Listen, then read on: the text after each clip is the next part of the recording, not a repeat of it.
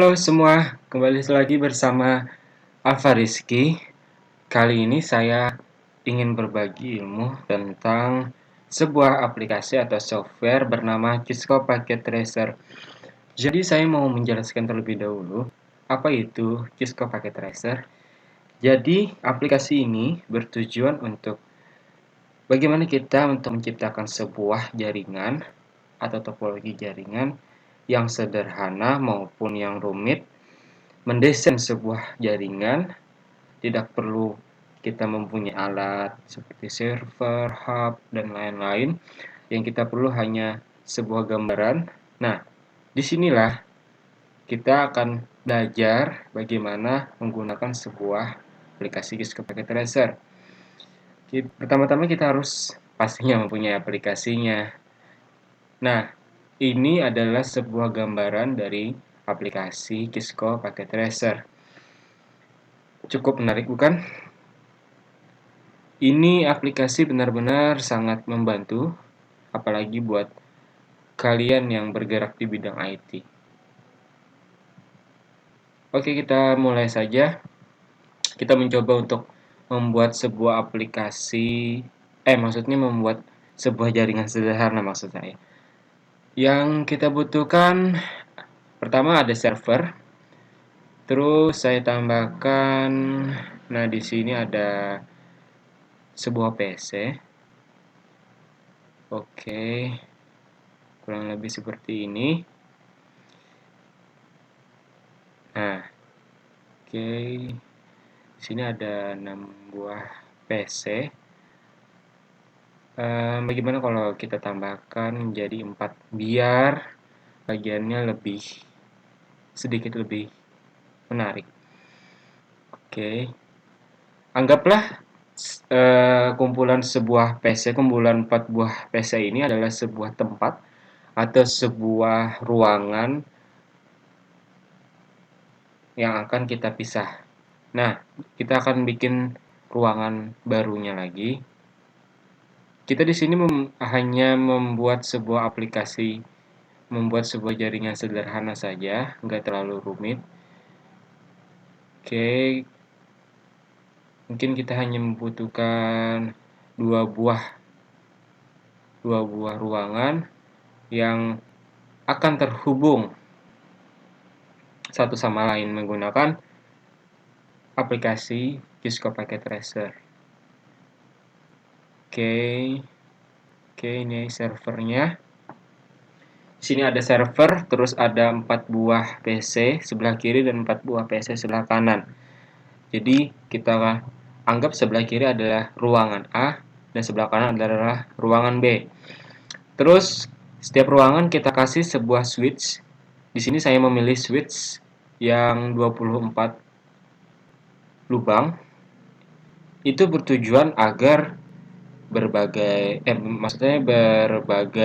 PC, laptop di dalam satu ruangan itu bisa mencakup semuanya dari 1 sampai 24 PC. Di sini kita contohkan sederhana saja. Jadi hanya menggunakan 8 buah PC setiap ruangan. Kita menggunakan di sini kita menggunakan sebuah kabel strike dari switch untuk menghubungkan ke PC. Oke, seperti ini. Mengapa hal ini harus dilakukan? Jadi, switch itu bertujuan untuk menghubungkan sebuah PC dan laptop agar bisa saling terhubung. Seperti itu.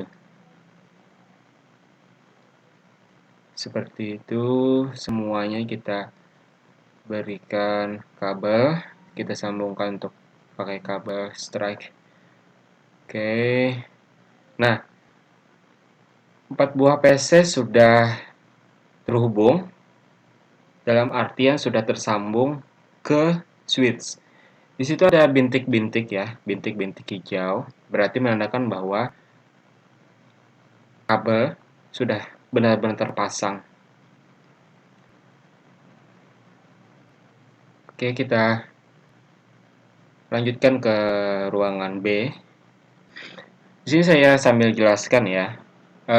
Jadi kabel UPT itu bisa dirakit ya. Jadi mungkin saja rakitannya ada yang bermasalah, ada yang berhasil. Itu tergantung dari keahlian kita dalam mengkrimping dan menggabungkan sebuah kabel dengan UPT-nya. Mungkin saya pikir buat kalian yang bergerak di bidang IT atau adik-adik SMK yang sedang belajar tentang sebuah penghubung jaringan mungkin tahu. Nah, kita sudah hubungkan semua, jadi kita membutuhkan sebuah bridge atau bridge G. Saya susah ngomongnya, jadi kita panggil aja bridge. Kita gabungkan lagi. Nah, di sini perbedaannya adalah kita menggunakan sebuah kabel cross dari switch menghubungkan ke bridge. Jadi bridge ini mempunyai dua buah lubang. Itu bertujuan untuk menghubungkan ruangan A dan juga ruangan B. Jadi ruang A dan B ini bisa terhubung melalui bridge G. Kita masukkan lagi server yang sudah kita buat. Kita colok ke switch. Nah, seperti itu. Jadi benar-benar semua rapi, semua berjalan dengan baik. Dengan tanda hijau berarti semua berjalan dengan baik. Bridge G ini mempunyai dua lubang, tidak lebih. Jadi mungkin setiap dua buah ruangan harus mempunyai satu bridge G. Nah, di sini adalah tampilan dari server. Aplikasi ini benar-benar hebat ya. Jadi kita bisa zoom in dan zoom out sebuah gambaran tentang ini loh yang namanya server, ini loh yang namanya PC, ini loh yang namanya hub dan lain-lain, switch dan lain-lain. Kita bisa melihat secara detail walaupun kita belum pernah melihat apa itu server, karena server mungkin setiap kantor berbeda-beda, setiap kelas, setiap ruangan itu pasti berbeda-beda. Di sini ada 3 gambaran ya. Ada physical, config, dan juga desktop. Di sini kita klik config terlebih dahulu. Display name terserah Anda, name-nya apa. Mungkin saya akan ganti dengan nama saya sendiri. Oke, seperti itu. Nah, kita akan mengganti gateway DNS-nya ke sistem DHCP, bukan statik. Dan IP address dan juga di interface atau fast internet kita ganti DHCP, kita ubah menjadi statik. Kita klik IP address 192.168.1.1 gitu. Dan subnet max-nya kita klik sudah 255.255.255.0. Oke, seperti itu. Jadi ada perbedaannya ya. Jadi di fast internet kita harus menggunakan statik, dan yang tadi paling atas kita menggunakan DHCP. Di sini saya akan menjelaskan apa itu fungsi dari DHCP. Oke, ini gambaran dari sebuah PC. Nah,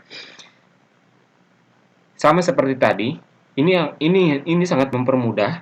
Jadi kita tinggal klik DHCP bertujuan untuk otomatiskan sebuah IP address. Jadi kita tidak perlu rumit-rumit untuk membuat sebuah IP. Kita tidak perlu mengetik 192.168 bla bla sekian. Kita hanya mengklik DHCP, maka PC kita otomatis akan mendapatkan sebuah IP address secara otomatis, tidak secara manual. Seperti itu. Nah, di sini ada perbedaannya. Setelah kita DHCP, maka akan muncul app 192.168.1.2 setelah server tadi. Bukan begitu kan?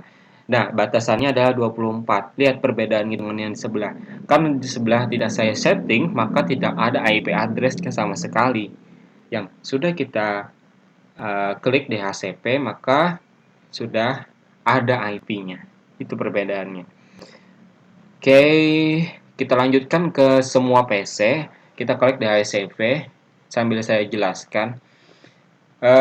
Mungkin kalau kalian belum mengerti apa itu DHCP, jadi DHCP itu seperti sebuah mobil. Ada tipe mobil matic dan ada tipe mobil manual. Nah, di sini dalam artian DHCP adalah sebuah tipe otomatis yang mempermudah kita agar tidak perlu rumit-rumit membuat sebuah IP address lagi untuk bisa terhubung ke jaringan. Ini jaringan adalah yang sedang saya buat. Ini adalah sebuah skema jaringan dari kelas A dan kelas B dengan satu server. Bagaimana caranya agar dua ruangan ini saling terhubung, saling berinteraksi. Jadi kelas A bisa mengirim sebuah pesan ke kelas B. Ini tidak terlalu sulit. Oke, semua sudah kita IP addresskan, semua sudah berurutan. Lihat. 1.13, 1.14, 1.15. Oke, semua sudah komplit, semua sudah berwarna hijau. Berarti semua yang kita jalankan itu sempurna sesuai dengan apa yang kita kerjakan. Nah, kali ini saya akan mencoba mengirimkan sebuah pesan dari kelas A menuju ke kelas B. Oke, seperti ini. Pesan itu dalam artian bisa kita artikan sebagai email. Kita tidak perlu terhubung untuk mengirim ke jaringan network atau jaringan internet. Kita hanya bisa mengirimkan sebuah jaringan berbasis LAN. Oke, seperti ini. Oke. Kita auto capture, kita play. Lihat. PC yang tadi akan bertanya terlebih dahulu ke switch, lalu menuju ke bridge, tetap kembali ke switch lagi di kelas B, dan switch akan mengirimkan ke mana. Nah, ya, kemana tujuan dari kelas A mengirimkan sebuah email ke kelas B.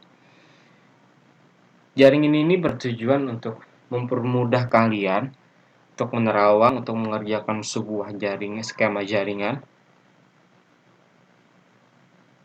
Nah, sukses, maka dia akan kembali. Mungkin hanya itu.